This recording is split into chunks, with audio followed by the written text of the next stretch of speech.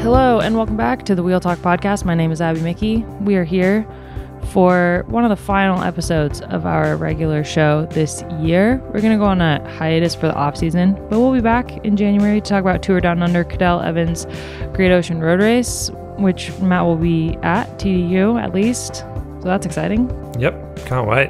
I wrote in my newsletter last week that I got really excited seeing the Aussie World Tour races on the top of the next races on the calendar list. I know they're months away, but I love them and I can't wait. So, yep, can't wait to talk about those races when they roll around. And Nationals as well, hopefully. Hopefully there's stuff to talk about there too. So Matt is Hi. here. Gracie Elvin is also with us. Hey. Good to be here. 2 against 1 today. Yeah, it's true. It always is, though. Maybe 3 against 1. She might be living in Belgium, but you can take the Aussie out of Australia, but she's still there.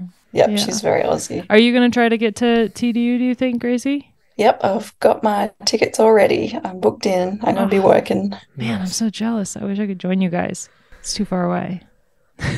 A friend of mine texted me to ask if I was keen to do the TIFF's gravel event, and I was like pretty interested. I think that's going to be super fun. So I think it's replacing the People's Choice Ride, which was kind of like a Gran Fondo type thing.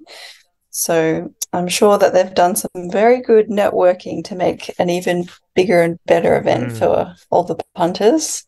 So I reckon that'll be a pretty cool one for a lot of people. You should definitely take them up on it because those two know how to throw an event. The Finland gravel was really incredible. Just the whole event, everything around it was really cool. All the extra things that they did to make it special, and it was very like Finnish. So I'm curious what kind of Aussie things they're gonna bring to the Rattle event. Well, they're good at leaning into themes, so I reckon it's going to be a good Aussie twist on it. So yeah, it's going to be good for sure.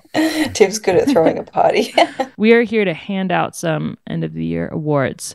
Before we dive into that, this episode is brought to you by the members of the Escape Collective. You can join Escape Collective on a couple different tiers, depending on what you are interested in. Pick one that only gives you access to the site and all of the great content that we're making over there. You can also join our Discord, which is full of our members and some awesome conversations, everything from music to, the Wheel Talk channel was all about books for a while there, which was a great joy to me.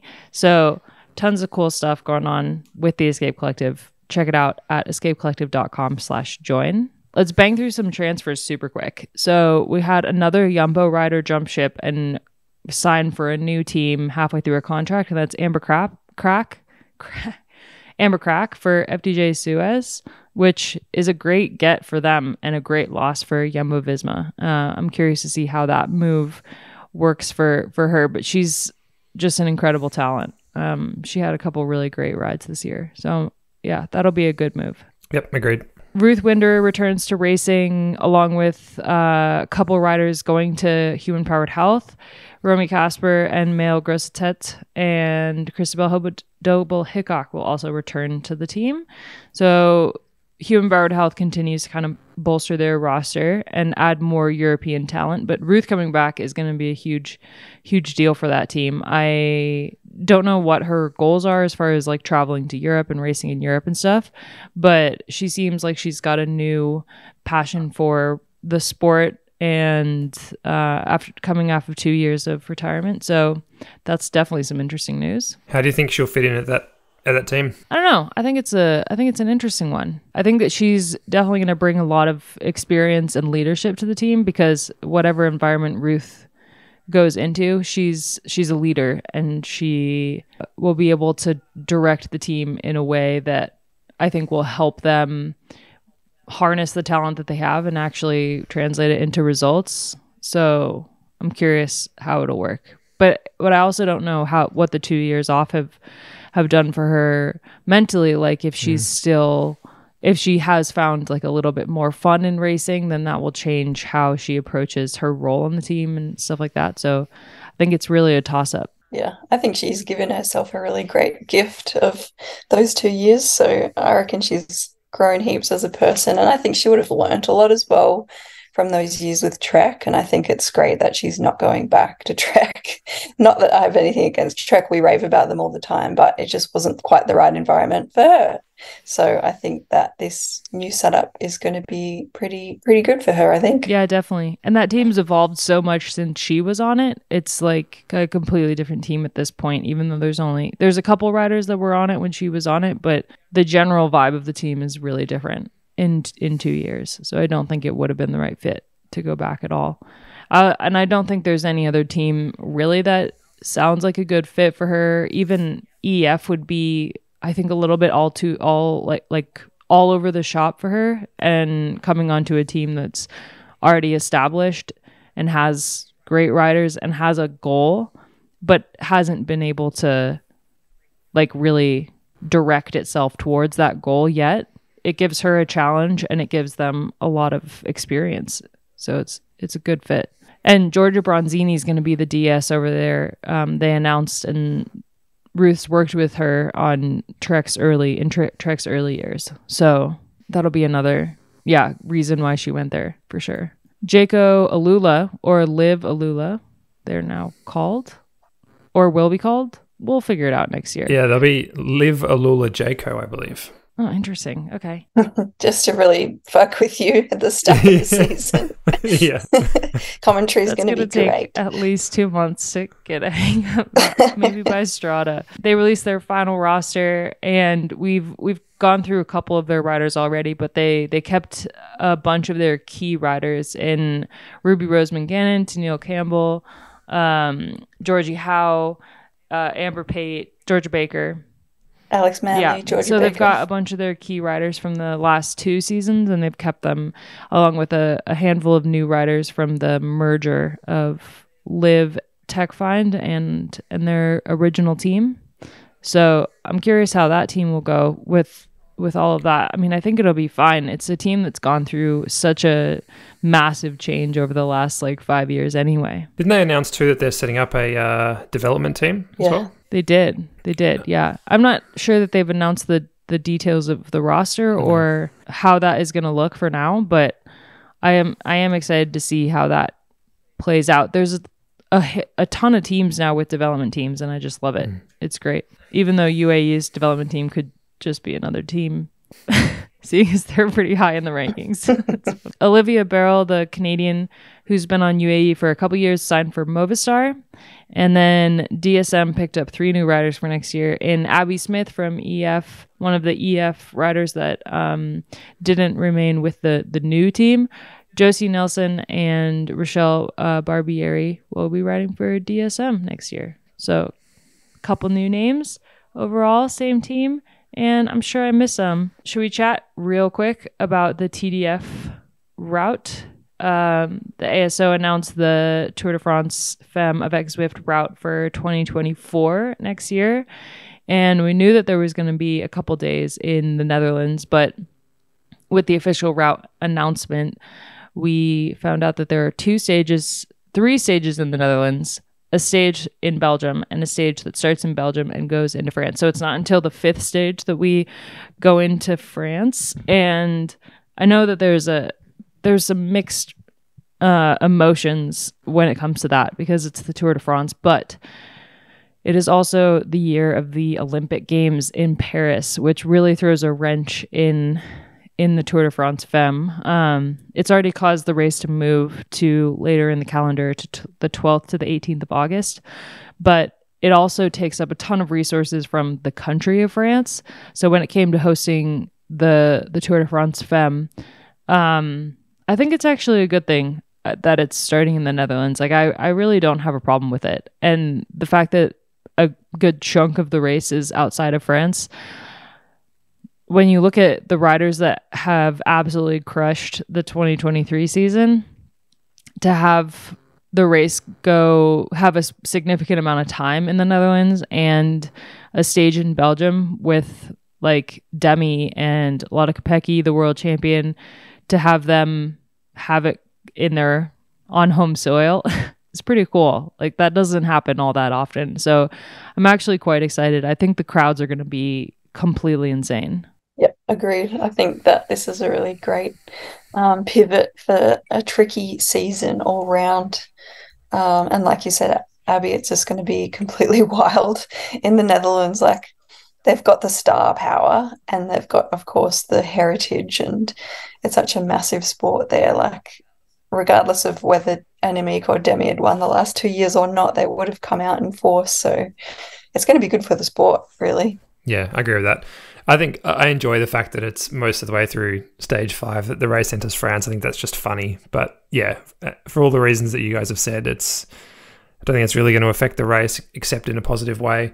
And in terms of the route itself, 2 really big climbing days to finish with, 2 mountaintop finishes. The last of those being Alpe d'Huez. That's pretty incredible. There was talk of it being on Alpe d'Huez next year, and that's been confirmed now. And yeah, I think that's a great thing. We had the Tourmalet this year, and get those iconic summits in there. I reckon it's going to be awesome to watch. Yeah, I love that they've got another iconic one in there. I think the only disappointment for me is that the TT is only 6 kilometers long. They had to navigate a double day for that stage, so we've got a road race in the morning and a TT in the evening, so it was never going to be a really long TT.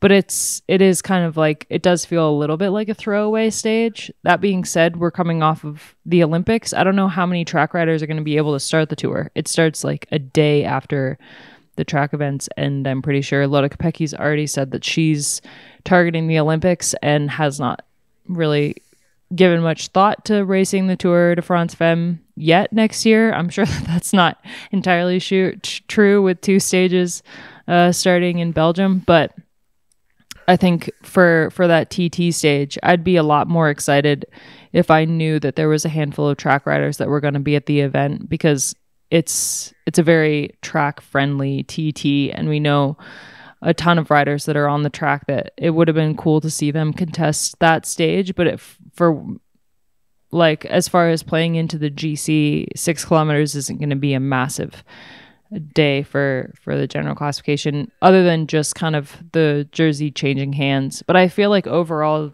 the stages and the profiles of the stages really remind me of the first year of the tour. And that was something that they did so well in that first year, was have the course like build on itself day after day. So I think they've done a great job with what they had on hand. And yeah, Alpe d'Huez is going to be wild. I just hope we get massive crowds up there. Yeah, me too. Well, I reckon we will. But yeah, tricky time of year. Should be still school holidays, summer holidays, but I can't remember the dates. I was going to say something and I forgot. Oh yeah, I spare a thought for the double day. Abby, I'm sure you've raced a double day before. It sucks. I hate double really days. awful. I'm so glad I'm not racing that. It's really, It's really the awful. worst. Yeah, double days are just... I feel like that's such an amateur tour thing to do. So Yeah. it's so funny to see a double day there. I get why they've done it, but it's still like, oh. Yeah, they're really awful. I mean, your body just like cannot get itself wrapped around the idea of 2 races in one day. But it'll be interesting in terms of the live coverage, how that's going to work with a double day, because obviously the reason that the stages are so late is to try to tap into the US audience. And so what is the morning road race going to do? Like, how late are they going to try to push it? Because they can't push it too late. There needs to be time in between the 2, but it still can't be like super early in the morning. It's going to be such a weird day that day. I just don't even know. It's going to be weird for us too. Full day of work. But yeah, I think overall, like, I saw a lot of backlash for the race being outside of France, but there are some things that we just can't control. And the fact that the Olympics is smack in the middle of the summer when the race would normally be going on means that we have to be a little bit flexible. And you know what? By the time we get to the Tour de France Femme in 2024, I think we'll be a little bit sick of France. So I'm totally fine with it not being There's a world in which in the past, if the Olympics and the women's tour had clashed, then the women's tour just wouldn't have happened at all, I feel like. So in some ways, it's good kind of point. like, yeah, this isn't ideal, but not that we should be happy that it's happening at all. But I don't know, it is interesting context, maybe. You're right. At least it's still happening, and they didn't cancel it because of the Olympics. It's very true. I thought we'd hand out some end of the year awards. I like looking back on the year and thinking about some of the best moments and the best riders and stuff. So I figured we could, have a little chat about that. What do you guys think? Sounds great. Okay, best finish of the year. Who wants to go first? Oh, it's a good one. I can start. I feel like I've got the same answer for some of them, so I'm trying to mix it up. But you go first, Matt. I've got a couple. I think an honorary mention to Tour of Scandinavia, the last stage of that, with Van Vleuten being 17 seconds up and then Cecily winning the last stage and getting to within 2 seconds in the driving rain. I thought that was pretty cool. That was a good stage. You're right. The final stage of the Welter as well, with Van Vleuten having to fight super hard on that last climb after being dropped to try and hold on for the win, which she did, but it was close. And Paris-Roubaix as well, I thought was very good. Will the break be caught? Will the chasers actually get their act together? And then it coming down to a sprint. That was a pretty exciting finish, I thought. Yeah, I also had Paris-Roubaix. That was, for me, one of the best races I've ever seen in my life. I feel like one of the most worthy winners as well. Especially Paris-Roubaix. Like, had Alison Jackson won just any old race, it would still be awesome to see her win. But for her to win Paris-Roubaix is something that, well, she'll be making TikToks about that until the end of time. So I feel like, the Paris-Roubaix finish was just phenomenal. And I think it's one that is going to stick in my memory for a really long time. I also had the Worlds road race, because while it was the winner that we all knew was going to win, the way that she got there was just such a wild feat of strength and determination and tactical genius. And I feel like just everything that bike racing is, Lotte Kopecky winning Worlds is definitely, for me, one of the best finishes of the year. I think I said at the time that it was about as exciting a finish as we could have hoped for, knowing that we knew who was going to win, if that makes sense. Like, even though the expected winner won, it was still a fantastic race to watch. So, yeah, I like that call. Gracie, what do you got? I completely agree with all your answers, and Alison Jackson will be my answer for many of these awards. But I'll try and spice it up a little bit. I loved the finish of Strade Bianche because it was a bit controversial. It really set up the narrative for the season, and I thought that was a great way to start the season. It was a bit of a will they, won't they, with Kopecky and Vollering, and they're just such exceptional athletes. It's just like, it's cool to watch them anyway. Whether it was true or not that they had a little bit of a thing between the two of them where they didn't get along, it definitely added a little bit more to the discussion of SC Works, because had we not had any like more drama or anything going on with the team, it would have just been like SC Works domination, like across the board. But it definitely, that finish added so much to the beginning of the year of like, ooh, if they're both on the start list for Flanders, does that mean like whether it was true or not, it was a fun thing to speculate about. My other one was Yara Castellan at the stage 4 of the Tour de France Farm. I think that they just fought for that for days before that happened, and for that Phoenix to Koenig team to pull it off. It was great, and it was exciting, and it was a bit of a nail biter at the end. So I thought that was worth mentioning. Yeah, definitely. That was such a good stage and such a good win. And then for Vollering to post up like she'd won just in case she had for the photo. Never a dull moment. But I did think that like almost every stage of this year's Tour de France Fun was good. The finish was really good. So yeah, honorable mention to the whole race.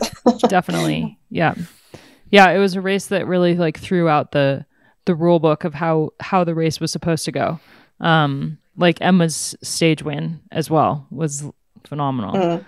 But you're right. Yara Castellan's win on that really, really long day with that climb at the end that was way harder than I think anybody expected was a highlight of the race overall, I feel. Tactical genius. For me, I thought one of the most tactical genius moments of the entire season was the stage of the Vuelta, where Movistar went for it in the crosswinds, and Van Vleuten got away, taking the red jersey from Demi Vollering. The stage was won by Gaia Riolini, and Vollering lost the race overall. She wasn't able to reclaim it due to a pee stop. And that was the tactical genius, because while you may be shaking your head, Abby, tactical genius isn't taking advantage of the race leader taking a pee. Actually, Movistar had planned it months in advance, and that was just such a crazy moment. that was my tactical genius pick. I had the same thing written down. Movistar at the Volta, taking advantage of Vollering's pee break, ? I almost wrote it down as a bit of a joke, but yeah, given it was planned so far in advance, but it was the moment that stood out in regards to tactics for the season, I thought. We've got Loren Rowney here with us now. Loren, hello. Hello. We didn't factor in the time zone change. Oh, yeah, because daylight savings. Yeah. So it's 12 o'clock. I'm so sorry. It's all right. I was like, did I get it wrong? And I was like, the goddamn time zone changes. Which is where I am, and I did factor that in. Aha. We're into our end of the year podcast awards, Loren, but we've only done best finish, and we're just starting tactical genius. So do you have a best finish that you want to mention? So I guess Castellane was a big one for me, just because of how Alpes and Phoenix de Koenig were racing. But being patriotic now, and because I'm marrying a Belgian on Friday, for me, the best finish was just finally Lotte Kopecky getting those rainbow stripes. Yeah. It was a brilliant race and just a great finish there. So I put her down for that, the world's finish. Also, we talked about that the tour is going to be in Belgium next year, which I know you're excited about. Very excited. Yeah. I think I said everything's within 3 hours driving distance for me, or a few train trips. So at least like half of the Tour de France, which is very cool. Tactical genius. Gracie, what you got?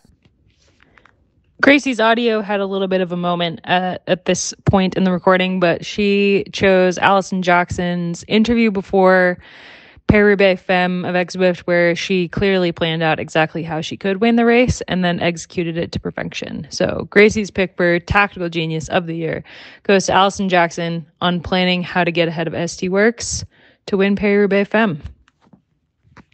Yeah, that was really impressive that she called her own win. So I definitely added to the genius of the tactics there. Loren, what do you got? Tactical genius. I was really stuck on this one. I don't know why, but I was trying to think back to, maybe I was getting too overcomplicated with it, but I do recall a conversation, and I don't know if it was wrong, but didn't we think that Trek's tactics at Trofeo Binder were on point? Oh, yeah. When Shirin won. Yeah, that was a good race. That was a really So for me, that was like in terms of team tactics, they always seem to race really well there and pull together for that race. And then after the season they had after that, basically, I thought the way that they just raced there was brilliant. Yeah, that was before their season really took a nosedive. A dive. Yeah. Okay, yeah. MVP. Is this like basketball MVP, where it's like the person who like not only like say performs really well but contributes to the team efforts, right? And them I would say wins, yes, right? But I intentionally didn't give any direction into which way you could take these awards, because there's one coming up later that you could take in many different directions, and I purposefully did not clarify for the fun of it. The way I interpreted this one, because we've got a Rider of the Year category, I interpreted MVP as outside of that. So I wrote outside of Vollering and Kopecky, I thought Marlon Russo was probably the MVP of the season. I just thought her work as a domestique Agreed. was incredible, and then her ability to switch gears and then win races as well. Winning Gent-Wevelgem solo, and then a stage in the overall at Itzulia, Tour de Suisse, winning the overall and a time trial there, and then obviously the time trial at the Tour as well. Just a very few riders in the World Tour, I think, that were as valuable as her in terms of contribution to the team, not only winning but to her teammates. Yep. Yeah, that's a good shout. In the interest of throwing multiple riders into this category, I also put down Liana Lippert. I think she was super valuable this year to Movistar, and that change for her would have been a huge change, going from a Dutch team to a Spanish team. And I think she had an awesome year and is only going to get better. But she was super valuable to Annemiek all season long, while also being able to get her own results scattered throughout. Obviously a tour stage, but some other results as well all year long. So I feel like I agree that Rooser's the obvious pick for this one, but Liana Lippert was also really key. Team of the year. I thought this was going to be. I'm curious. This will be an interesting one. Yeah. Yeah. Lauren, what did you put? Well, in terms of team of the year, results wise, I mean, there's one team, right? SD Works. So they would win the team prize. But for me, in terms of team of the year who brought a lot of excitement and energy to the racing, and a team that we've criticized a lot before, was Canyon SRAM. I also wrote down Canyon SRAM. Yeah, because I'm just excited about next year for them. Yeah. But then and I also had sort of tied or just a little bit below was Phoenix de Koenig. Yeah, they had an incredible year. I feel like Canyon SRAM, given how much they have struggled the last couple years, how poorly they started out in the beginning of this year, and then the turnaround that they had and the rest of the season that they had. For me, they're the team of the year, because it just feels like a cop-out to pick SC Works, since they're obviously the best team in the peloton. But you gotta have a little bit more fun with it than that. So yeah, Canyon SRAM, they were just incredible this year, and I feel like they're the team that is going to rival SC Works next year if they can keep it going, keep the ball rolling. I just wanted to add a quick punctuation mark to that. I agree. I had the same thing. SD Works, but then also Canyon SRAM is the most exciting. But just to highlight, SD Works 61 wins for the year, which is massive when you look at the last 10 years of the women's peloton. Next best was Movistar with 20. They had a really good finish to the year. And then there's a cluster of teams between 10 and 20 wins for the year. And Canyon SRAM had 7. So the huge gaps between SD Works and everybody else. So dominant. But as you guys have said, Canyon SRAM did a lot of work in making the racing exciting, and very bright future for them. Interesting that none of us said Movistar. I wonder if it's partially because a lot of their wins were from the same person, and so it doesn't factor into the team discussion as much, even though it is a team effort, obviously. But when it's mostly one person winning, whereas Canyon SRAM, obviously, their major wins all came from different riders. So it's more of a all-round picture of the team. Yeah, that's right. And Movistar did have some really great races where they showed they were racing well as a team, but for some reason, like you said, they didn't stand out when it came to this. Obviously, SD Works just pops into your mind because of the amount of races they won, but the team aspect, I just thought it was, we've already said it, really great to see Canyon pull it all together this year. Gracie, did you have anyone else? Not really. I was thinking of Movistar, but they're not they don't jump to mind as the best team of the year. They're definitely on the podium. But I've really enjoyed them growing as a team. So I guess that'll be my answer later on of something to look forward to for next year. Rider of the year. I don't know how you could interpret this any other way than Demi Vollering. Yeah, I would say Kopecky. I would definitely put Kopecky in there. I don't know why. I think she's just more versatile. It's true. From the very start to the very end, Kopecky was winning races, but I think that Vollering really proved this year that she is like of a different breed. Yeah. I think she's got a little bit of growing up to do sounds harsh, but I think that she's still super green in terms of her time in the sport. So I think she's only going to get better. But this year, man, she really stepped it up, and she took all of the pressure on her, and she harnessed it, and she won a lot of races. But I feel like winning the Tour, really, kind of tops it off.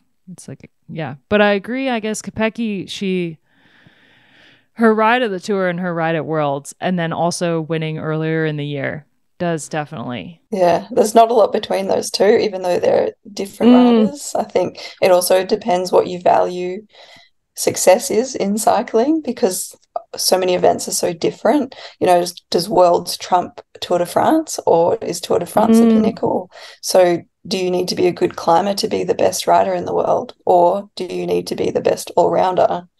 So I don't think that there's a correct answer to that. It's just what you personally believe. And of course, there's bias that comes into that. So I'm sure if you were really into climbing, Abby, you might value Demi more. And Loren and I probably value all-rounders more.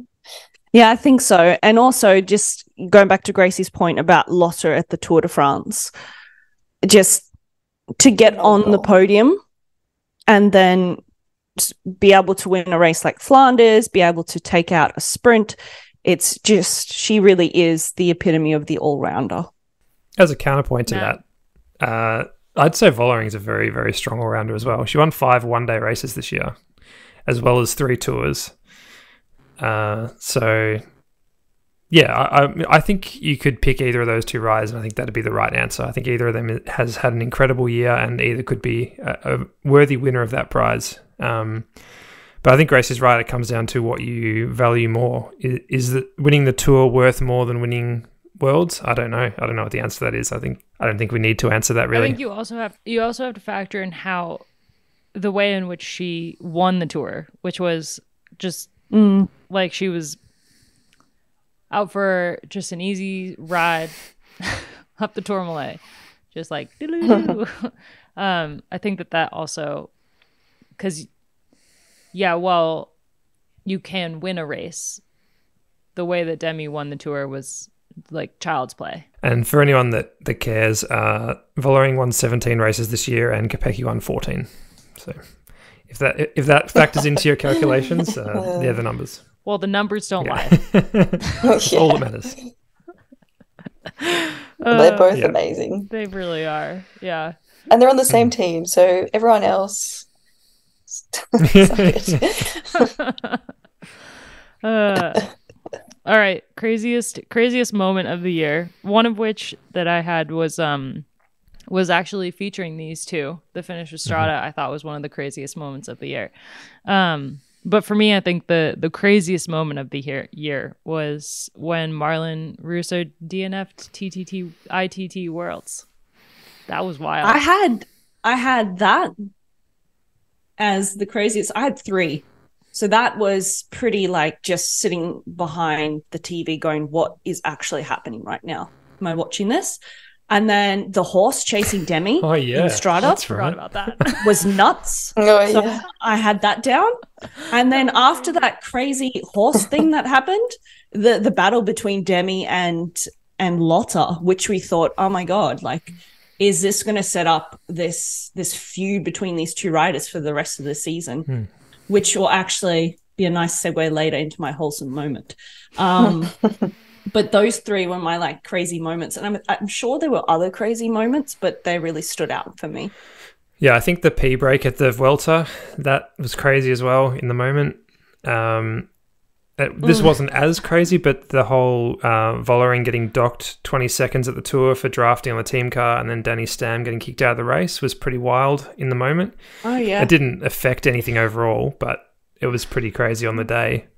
And a smaller one, Gaia Riolini beating Van Vleuten in that sprint at the Vuelta as well. Even though she sat on for that whole time, I think no one would have picked Riolini to win that sprint. Oh, some good moments in What a there. crazy season we had this year. I'm also going to say Alison Jackson again, winning Paris-Roubaix. Yes, Crazy. yes. How could I forget that? I And would say also, that on a negative note, the coverage of Gravel Worlds. Please refer to 2 episodes earlier. I was going to put that into biggest disappointment as well. Yeah, I definitely had the next category of biggest disappointment. I said Gravel Worlds, not having coverage of Gravel Worlds. I feel like whether or not Kasia would have won that race, it would have been disappointing not to have the live coverage. But the fact that Kasia finally won a race and we didn't get to watch it makes that just a solid, no contest, biggest disappointment for me. For a rider, I thought biggest disappointment, just because there was something in the news here in Belgium yesterday. I don't know. Annemiek van Vleuten did an interview about what happened with the P-break at the Vuelta and just how disappointed Demi was. I think in terms of all the races, that was probably her biggest disappointment for the year because she would have taken that Tour in our eyes. So, yeah, I had that and Gravel Worlds. I think maybe in that kind of vein, Annemiek not winning the Tour de France in her final year was probably a pretty big disappointment to her and to Movistar. Not a disappointment, I feel like, to the viewers because it definitely made for a exciting race the way that we had it. But yeah, maybe Annemiek not being on the best form for that Tourmalet stage is potentially a big disappointment for the season. My partner had one as well. Oh, It was for Julie Wilder or Julie De Wilde at the Tour de France. Just getting caught on the line. That was his biggest disappointment. It's a good one. I think it's because she's Belgian. Yeah. I also wrote down Antonia Niedermeyer crashing out the day after winning a stage of the Giro. That was a real shame. She was up in second overall. And Elisa, too. Yep. Yes, because that battle between Elisa, I think, and Annemiek would have been interesting, or at least the duo on Trek against Annemiek. So that was disappointing for the race in a sense. Second place was cursed at the Giro for a little while there. It's a cursed place to be. Moving on. Worst luck. I feel like you could tie Good these segue, two actually. together in a bit. Yeah. Because the worst luck of the year was definitely Trek Segafredo or Lidl Trek Segafredo / Lidl Trek, just the whole package. Man, I had that. They had a bad year. Yeah. And to be specific, my heart goes out to Taylor Wiles for having that very risky and long recovery surgery the year previously and finding out that it had not really worked, and for her to have to finish not just her season but her career early, prematurely, I was heartbroken for her. Can I just add Sarah Roy to the list as well? COVID, fractured sacrum, missed the classics, that huge splinter in that track crash that took 2 goes to get out, nasty crash at the Glasgow Worlds that we all saw and hated, then crashing out of her final race of the year as well. I'm sure there are other riders that had a similarly cursed year, but she was definitely one that popped to mind for me. When you add it all up like that, it definitely doesn't sound like a year that you'd want to have. No good. No. So this is the one that I intentionally did not clarify. The Rookie Award. You could take this in many different ways. Wonder. Yeah. I thought it would be interesting to see which direction people took this in, whether it was like the best rookie of the year or the rookie moment of the year or something along those lines. I have an answer for both, but I will open the floor to you three and see what you said. Well, my answer for both would be rookie moment, P-stop. Easy. Easy. Yes. Best rookie of the year. I would say Bredewald. I also want to say Van Anrooy, but I don't feel like she's a rookie anymore, even though she's still super young. I think Bredewald was kind of like the little surprise packet at the end of this season. So, yeah, she's got some good things coming. I had her down for MVP as like a backup to Reusser because she was part of a lot of their huge wins and also took a couple big wins of her own, obviously European Championship being the biggest one. But I think that she's a rider who, like, I forgot that this was her first year on SC Works because she's so seamlessly integrated into the team. So I don't disagree with that. Although I did say Gaia Riolini. I'm stealing that from Matt because I know that that's his answer. Damn it. Beat me to it. Yep, she's a star. Did you want me to add to that? Sorry, was that your answer? Is that my cue, was it? Yeah, I had Gaia Riolini as the highest ranked first year World Tour rider, I believe, of this season. Stage win, the third overall at the Vuelta, third overall at the Giro, stage of the Tour de l'Avenir. But yeah, just more than that, just an excellent climber who was right up amongst it with the very best in the world, and has got a very big future ahead of her for sure. I had Gaia as well. Oh, nice. Based on Matt's logic. But I was looking at first year World Tour riders. And then, yeah, for me as well, Gracie Shirin was like, she had an incredible season. But again, she feels like she's been there a while, even though it's only been, I think, 2 years World Tour. But I put, again, a Canyon SRAM rider, Ricarda Bauernfeind, down. We've had some really good rookies this year. Yeah. Yeah. She was just brilliant. I mean, she came from the Canyon SRAM generation team and just really stepped it up this year. And that tour win that she had was just incredible. Phenomenal. Which kind of... What about rookie moment? There's rookie nothing... moment is... The P-stop is like, come on.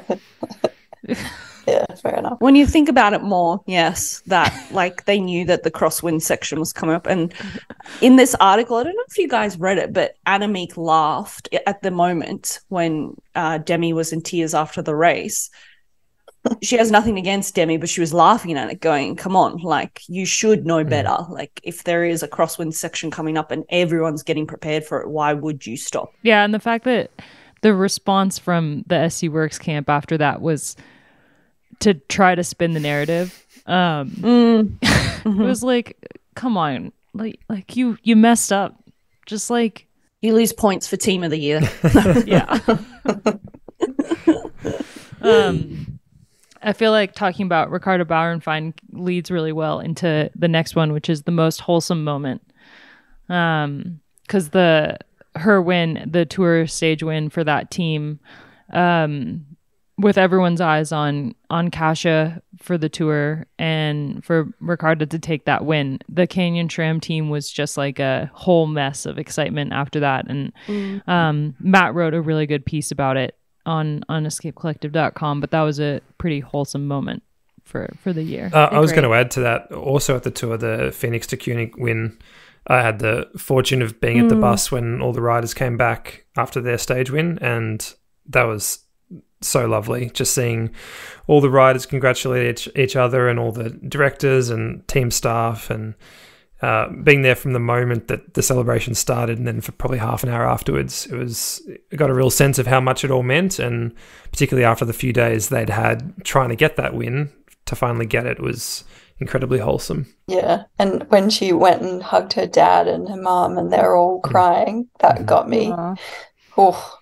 My wholesome moment is actually also a Tour de France moment. These ones are better, but going back to the start of the season with Strade Bianche, Demi and Lotta, the images and the motions between the two of them after the Tourmaline, everything was almost done, and also after the time trial, it was like, I don't know, anything that was there before. I know they're teammates, but I also think there is that competitiveness against one another in particularly the classic style races, which is difficult when you are teammates. I loved that. And it seemed genuine as well. Just to riff off that, there was a lovely video from, I think it was after Kopeki's stage 1 victory, where she was doing a live TV interview. I think it might have been with Sporza in... for Sporza. And all of her teammates come in from behind and photobombed the interview. I thought that was really lovely. And I mean, there's a cynical part of me that feels like SD Works worked really hard this year behind the scenes to portray themselves as a fun group of mates or whatever, as a way to combat the kind of Strada Bianchi, infighting stuff and the kind of, hey, we're beating everybody, we still have to look approachable and fun kind of thing. But that moment to me was still pretty cool. I'll throw one more in to most wholesome moment. And that is Alison Jackson dancing after winning Paris-Roubaix. And also, can anyone pick Gracie's favorite race? Also, Alison Jackson doing her post-race interview when her teammates were coming through I think she was on the podium when a couple of them rode into the velodrome, and she was on the podium like waving at her teammates riding on the velodrome. That was also a really great moment. There's one more moment worth mentioning, and it's a photo that like is burned into my brain, and that's of Emma Norsgaard and Leanna Lippert after Emma won the stage of the tour, and they're like holding each other's faces, like screaming in each other's faces, and it's such a great moment. And you forget that they've only been teammates for this year.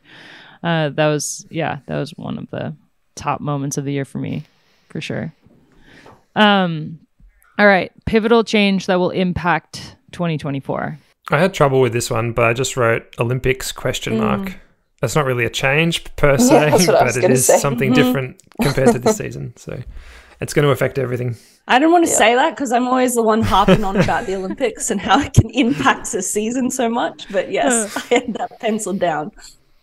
I think Anna Meek's retirement is, for me, one of the biggest changes ahead of next year. Also had that. Yeah, not having Anna Meek in the peloton is going to make for some interesting dynamics, and what that's going to do to Movistar, but what that's going to do to the Giro. Giro is wide open for the first time in a really, really long time. I'm really looking forward to seeing what Movistar evolve into as well as a team. So, yeah, I think that they've really built their roster up nicely these last couple of years, and it will, of course, be a hole in the team and the peloton without Annemiek, but I think that they've got some emerging stars and they're going to be just fine. They might get more wins. For sure they will. Just think of all of the power that went towards Anna Meek's bids for tour domination this year. All of that harnessed, let free for 2024. Best transfer of the 2023 season. I did clarify this one in the notes.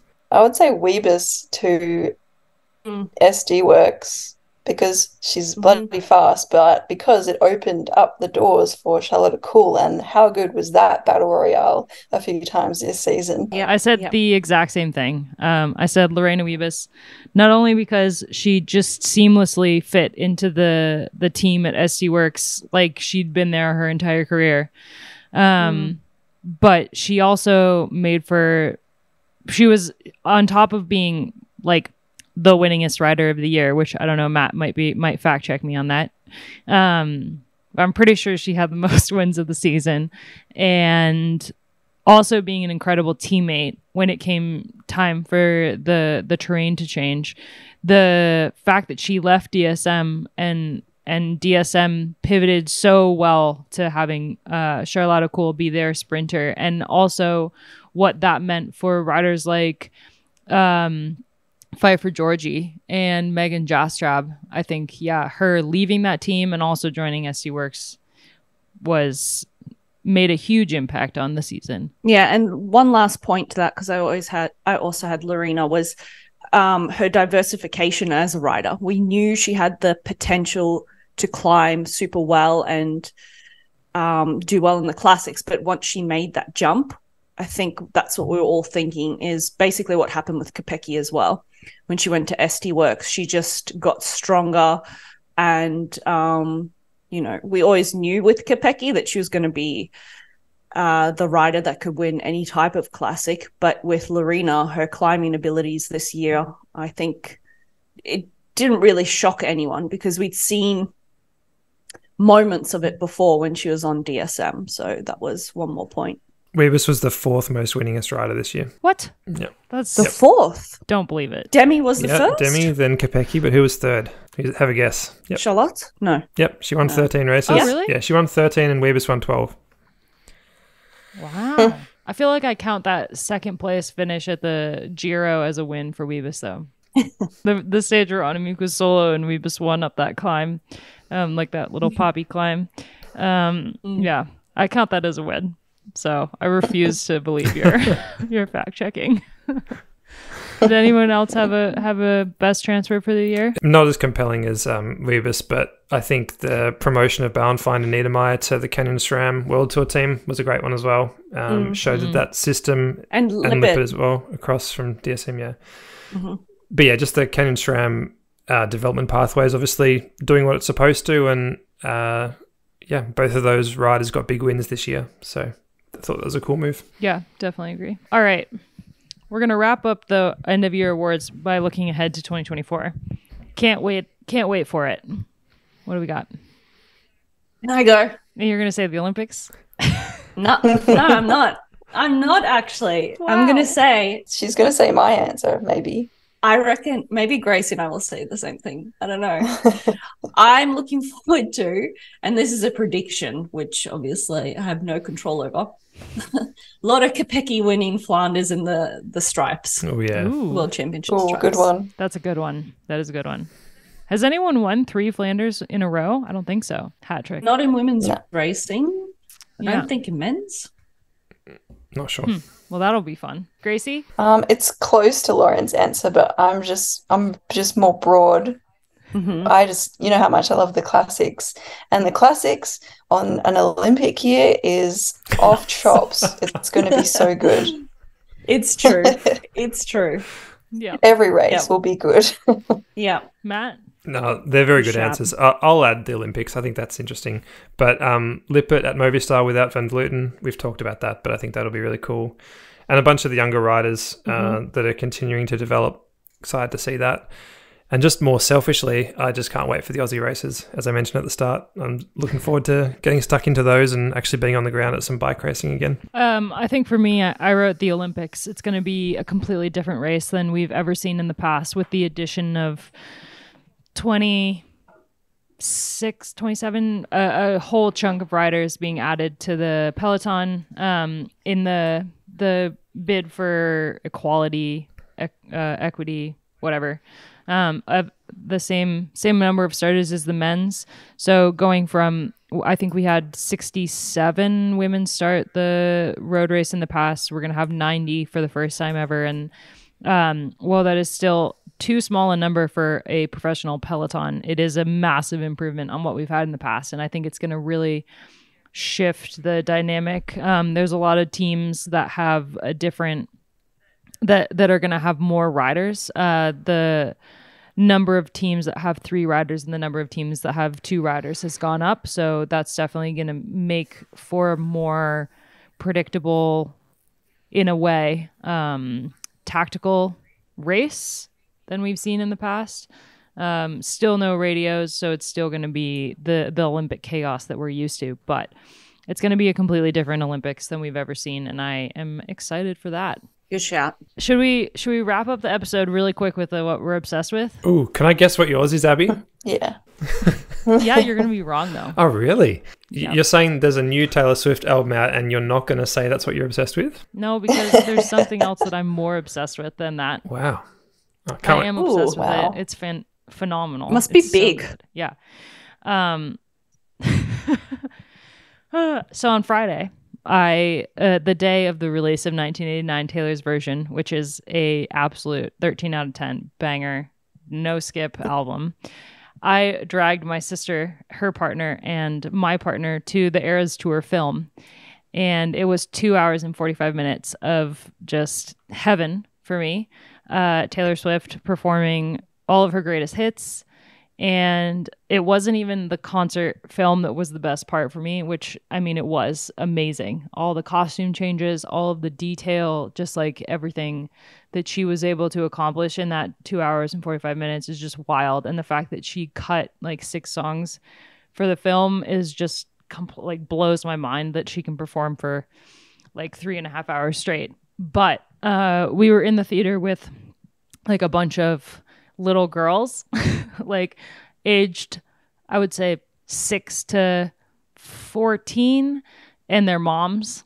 There was like 3 or 4 groups of them, and they were all dressed up. They all had like Taylor Swift, like the lover heart on their eye, or like a costume or something like that. And they sang through the entire film.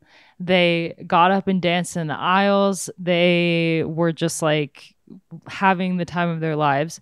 And for multiple reasons, I was in tears like watching them and the film. But the fact that Taylor Swift has had such a massive impact on my generation, but is still impacting little girls today in a similar way, or in a completely new way, I guess, in that she's really encouraged them to be loud and take up a lot of space. And I just absolutely love that. As someone who once stood up in a theater and sang an entire song, it really spoke to me that they were welcome to do that. And I just, it was incredible to watch. I loved it. How was that received in the cinema? Story. Were people happy for others to be singing along, or were there people complaining? Oh, absolutely. I don't think... Was everyone singing? Everyone was singing, and I think the fact that they took the initiative made me feel like I could also sing, although I did sing under my breath for fear of being mocked by my husband. But yeah. How does he go with going to That's what I was gonna a concert film? He did take me to the Reputation Stadium tour as a gift. Yeah, so it is not the first time that he's seen a Taylor Swift concert, although the other one was in person. So he was totally fine with it, and he did know a couple of the songs. Although in his words, how could I not? It's all you listen to. But which is a lie. I listen to a lot of other music. You can check out the Album Files podcast everywhere podcasts are. But the best part of all of them dancing was that everyone loved it. Like there was no annoyance at all. And there was like a group of teenage girls sitting behind me, and I thought that they would be I don't know, laughing or something. But when I glanced backwards, they were standing up, singing along as well. So I think everyone knew what they were in for when they bought those tickets. And the fact that... I think you assume it's a safe space, right? Yeah, exactly. If you're going there to watch, like Gracie said, a concert but in film. Yeah, and Taylor Swift. I was That's really so impressed. sweet. Like they knew all the it. lyrics to like the Fearless songs. I was like, they're not going to know the early stuff, but of course, like with the re-records, they do. But there was even like a dad who'd brought his daughters, and he was wearing like an Eras Tour shirt, and I was just like, man, this is the coolest theater I've ever been in. Have you got tickets to that tour? Because like, has it been in Europe yet? Excuse my ignorance. Yeah, I have tickets to see her in Dublin in June and in Warsaw in Poland in August. 2 times. Wow. All right, what are you guys obsessed with? I'll go first. I've just got a short one. Just a small, I guess, appreciation rather than obsession. The other day I wrote a very silly and very niche article for Escape Collective about some great members that we have of the website who made a Dungeons and Dragons campaign based on professional cycling, which to me is like the most beautiful collision of worlds I could have imagined. Getting to write about nerdy fantasy stuff that's actually cycling related and that I get paid for. So getting to interview this guy who did that and write a story about Dungeons and Dragons meeting cycling was great. And I very grateful that I have a platform to be able to do that, but also very grateful for the response that it got, because there's a lot of members that were surprisingly happy to read about that, and people that didn't even like Dungeons and Dragons thought it was cool.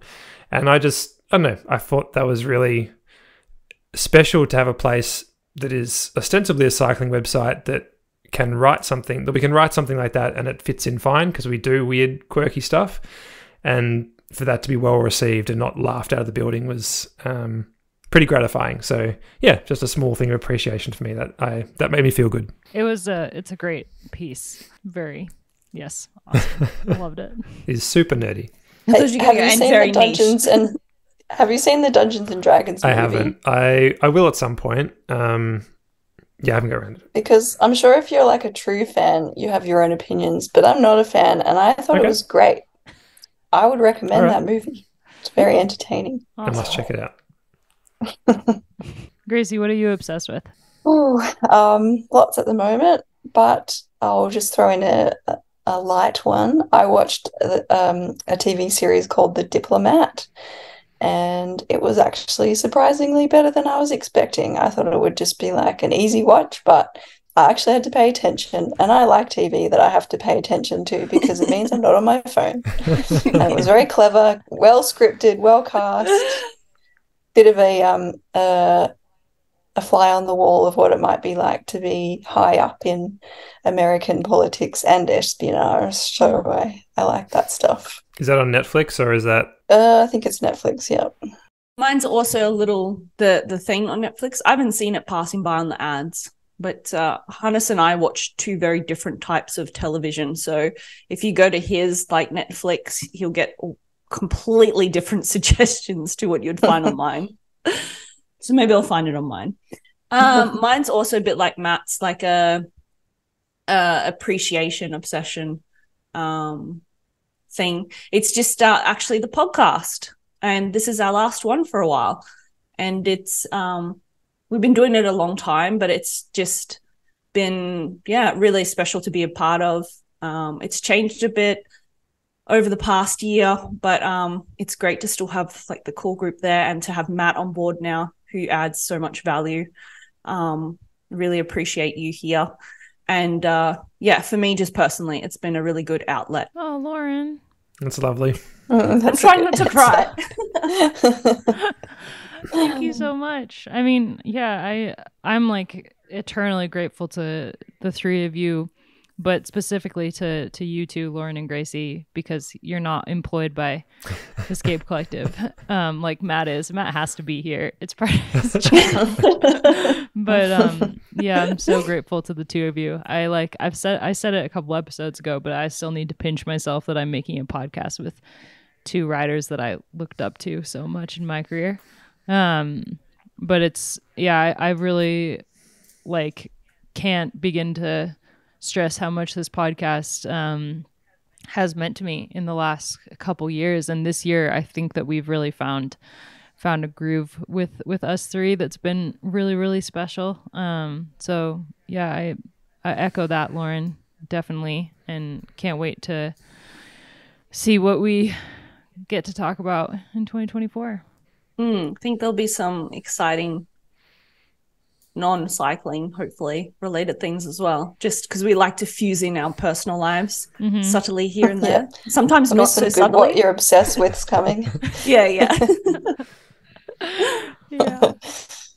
Thanks you guys so much, and thanks everyone for listening. We'll be back in January to talk about the Aussie races, but in the meantime, I will still be making special podcasts. We've got some interviews on tap over the next 2 months in the members only feed, which you can find details of on the site and on my newsletter, the Wheel Talk newsletter.